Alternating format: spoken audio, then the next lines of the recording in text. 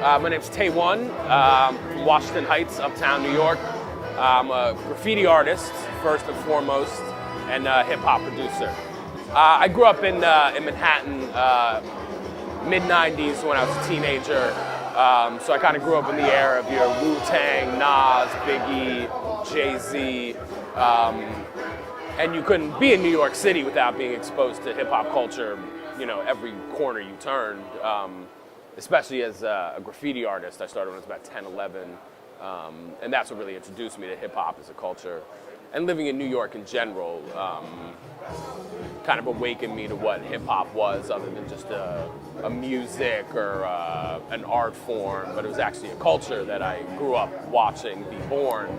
So it was not really a choice for me. I'm born and raised here. So I'm born and raised hip-hop, essentially. My very first hip-hop memory would be the first time I noticed tags on the subway. I was probably about 4 years old, so I'd say it was 1984.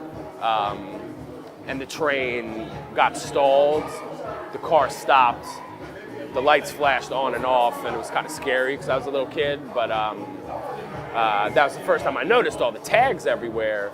And I don't know if it was because I was scared and kind of in a freaky environment, but in that moment, the graffiti just stood out so hard and kind of made me really comfortable and curious. Why were they there? How did they get there? That was my first hip-hop moment. When I was about 8, I stole my sister's copy of Edutainment by BDP. I'd never really listened to any rap before that.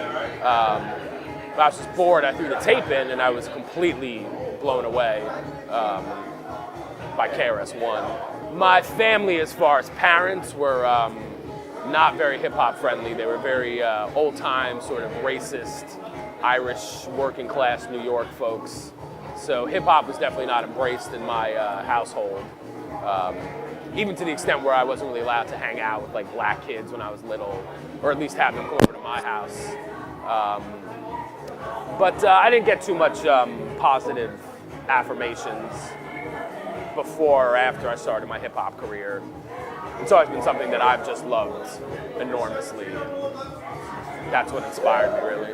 What's inspired me the most is being able to exist in two subcultures of hip-hop. Because when I do graffiti, I'm inspired to make beats. When I make beats, I'm inspired to do graffiti. So the two things for me have really gone hand in hand. So anytime I get a little sort of unmotivated or down in one area, I can always just, pick up a marker and start tagging.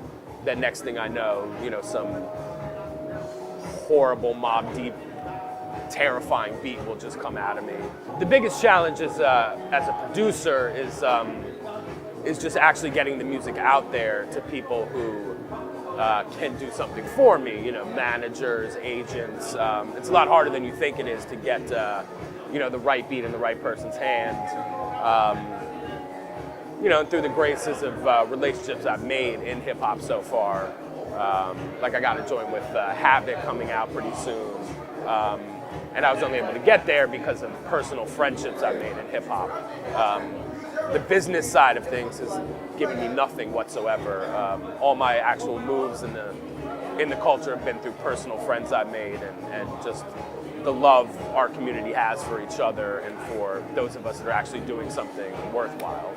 But I really try and bring a real sense of emotion to my beats. And whether it be a sad emotion, a happy emotion, angry, I really try and ensure that each beat that I do has a very obvious feeling and sentiment to it. And when you hear a Tae One beat, I want you to feel something. I don't necessarily want you to dance or think it's cool. I want something to just be sparked inside of you, emotionally, good or bad.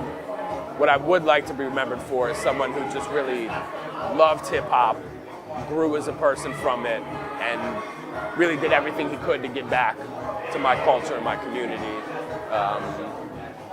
I want to be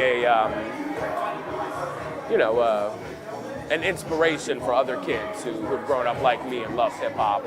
And I think that's the most important thing I'd want to leave behind.